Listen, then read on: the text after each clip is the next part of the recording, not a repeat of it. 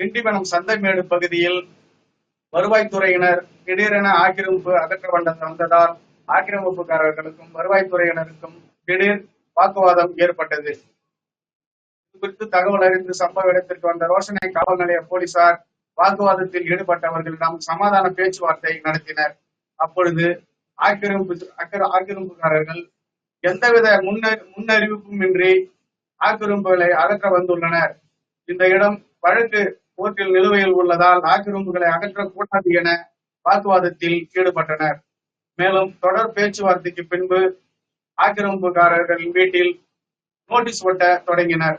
இதனால் பாமகவை சேர்ந்த மாவட்ட செயலாளர் மற்றும் கவுன்சிலர் உள்ளிட்டவர்கள் அங்கு திரண்டதால் பரபரப்பு ஏற்பட்டது. மேலும் தொடர் பேச்சுவார்த்தையால் ஆக்கிரமிப்புக்காரர்கள் தானே முன்வந்து ஆக்கிரமிப்புகளை அகற்றிக் கொள்வதாக தெரிவித்தனர்.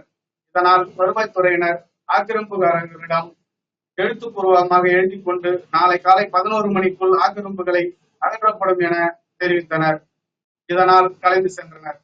இந்த ஆக்கிரமிப்பு திடீரென அகற்ற வந்ததால் திண்டிவனத்தில் பரபரப்பு ஏற்பட்டது. வின் நியூஸ் செய்திகளுக்காக திண்டிவனம் செய்தியாளர் சுரேஷ்.